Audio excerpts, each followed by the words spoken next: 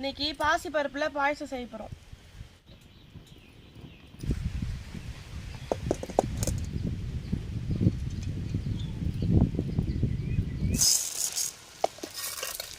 ஒவ்வொரு ஜவ்வரிசி போட்டு வறுத்தா நல்லா இருக்கும்.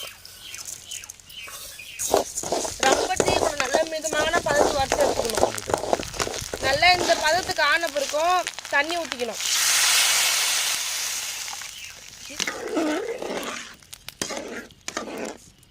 பாசி பருப்பு வேக வச்சலாம் டைமில் வெள்ளத்தை நசுக்கி எடுத்துக்கலாம். நல்லா எடுத்து பாவை காய்ச்சிக்கலாம். ரவோண்டு தண்ணி ஊற்றிக்கலாம்.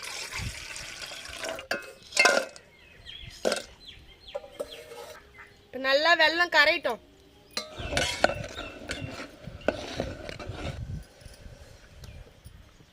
தேங்காய் உடைச்சி பால் எடுத்துக்கலாம்.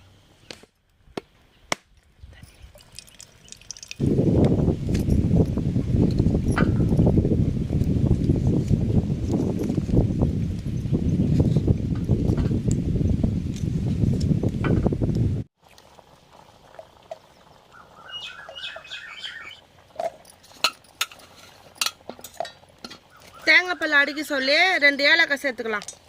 தண்ணி கொஞ்சம் ஊற்றிக்கலாம். தேங்காய் பால் வடிகட்டி எடுத்துக்கலாம்.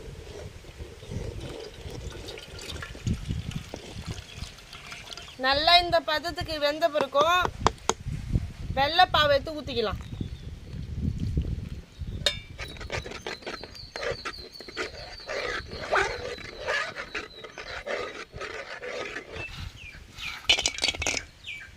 முந்திரி திராட்சை நல்லா வறுத்து எடுத்துக்கணும்.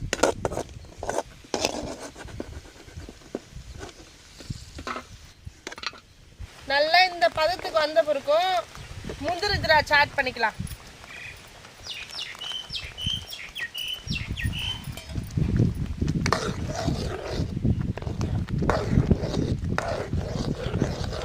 இப்ப தேங்காய் பால் ஊற்றி கலக்கலாம். தேங்காய் பால் ஊற்றி கொதிக்க கூடாது, அப்படியே இறக்கணும்.